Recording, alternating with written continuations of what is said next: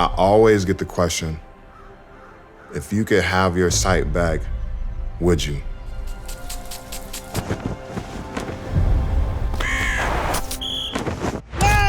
And I always emphatically say, no.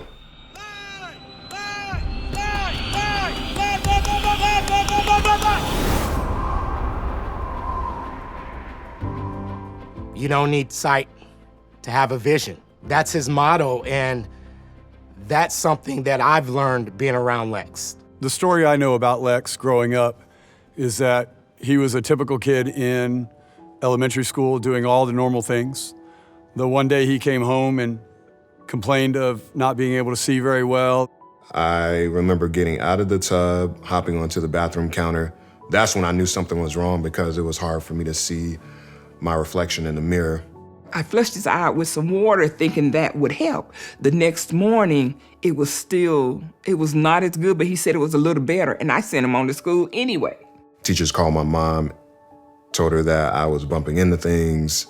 So I picked him up from school and made an emergency appointment with his eye doctor. After an examination, they found out I was suffering from retina detachments. I just remember when we left the doctor's office, I'm walking behind my mom and I'm crying because now the uncertainty is setting in. I intentionally walked in front of him because I was shedding so many tears, and I turned around and I actually picked Alexis up to let her know everything was gonna be all right. The first operation, I could see well for about 3 or 4 weeks.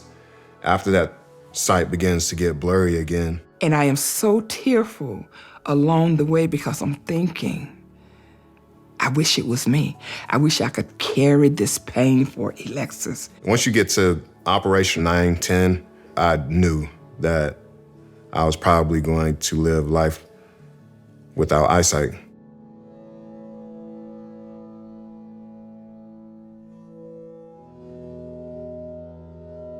He had the final procedure, and Dr. McCurran said, there is nothing else that we can do. We've tried. And I just looked up. And I said, I don't know how, Lord, but it's you and me. I just know it's gonna be all right. The strong faith that my mom had, it just exuded. It was contagious. Being mad at God never really crossed my mind. And every time I would ask him, how is it today? Well, it's not as good as yesterday. And that was the journey until there was not any sight anymore. Before I lost my sight, I knew where the sidewalks were. I knew where the stairs were. I knew where the streetlights were.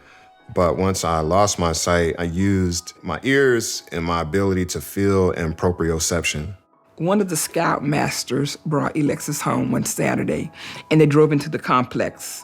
Alexis said, wrong turn. They said, how do you know? He said, because you didn't run over the speed bump.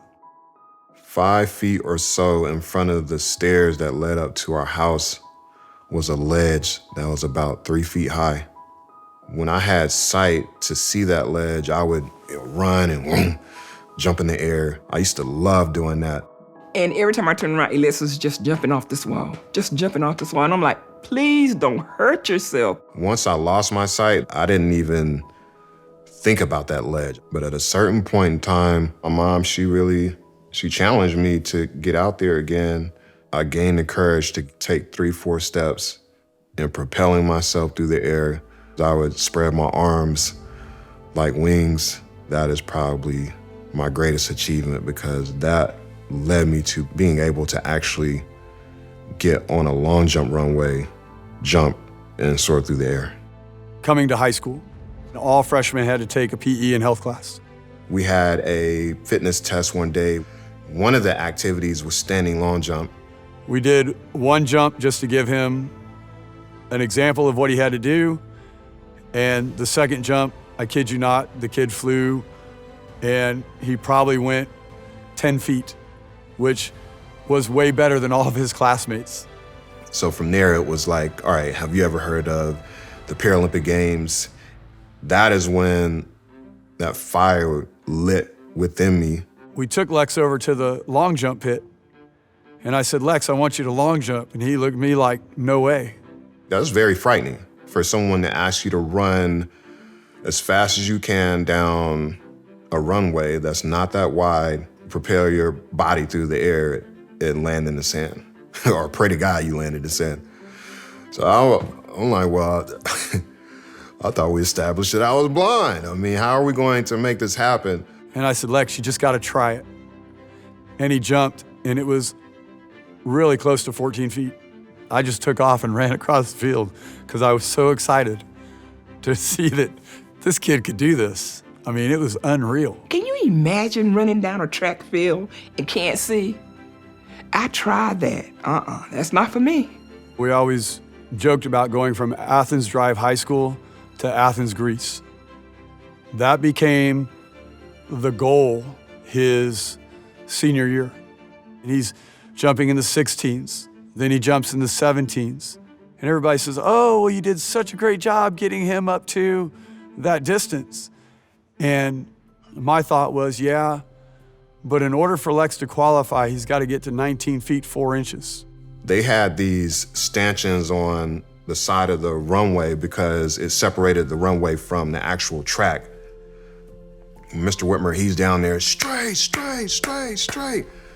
I take off, but I veered too far to the left-hand side, and I basically hit one of the poles that was connecting the ropes. We heard this voice in the crowd like, what's going on? Like, you're gonna get this kid hurt. Coach Whitmer, he was like, hey, I promise you, we will be successful and you'll land in that sand pit today. And fortunately, we did. On his very last jump, Lex jumped 19 feet, 4 inches exactly. And that qualified him to be a member of the USA Paralympic team. Gradually, get it up. Knees. A guide is someone who, they are essentially your eyes and making sure that you are able to train at a high level. I had 2 weeks to prepare Lex to get him ready for the games in Athens, Greece. In those 2 weeks, we were able to cover a lot of ground and get to that point of going to Athens. As soon as I set him up on the long jump runway, I stand at the end of the runway close to the pit. I start yelling, fly, fly, fly, fly, fly, fly, fly, fly. And as you hear the tempo gets faster, that means he's getting closer and closer to me. I'm supposed to move out the way. Unfortunately, I didn't move out the way fast enough. So he hits me. I'm over onto the side hurt, and I look back. He's in the sand hurt. It's like, what do I do now? This guy has trained hard to get to the games, so immediately I walk over to him. He jumps up. He's like, I'm all right. Let's do this again. Going through that experience that I did and running into that stanchion, you think back to moments like that, and it's like, all right, well, I got through that. I'm able to get through this. So as soon as we got on that runway, fly, fly, fly, fly, fly, fly, fly, fly. That is where he earned his first medal. I was in awe. He's on the podium. If Lex crosses that finish line, if Lex jumps far, I feel successful. That's when my mantra, success through selflessness, has come alive. If I could make that podium so much larger, there wouldn't be room enough for all of the people who have helped me get to this point, the people who have helped me achieve my vision. He earned another medal in 2008, 2012, 2016, all silver medals. And it has just been a wonderful journey. No need for sight when you have a vision. It's what do you want to accomplish? You got to know where you're going if you want to get there. I started with Lex, and I will end with Lex on the track, but our relationship, that's forever. It's for life. Living in a world where a lot of people doubt me, I knew that God always saw something bigger, better, brighter, and greater within me. I just always felt like he had my back, and eventually I would do something awesome.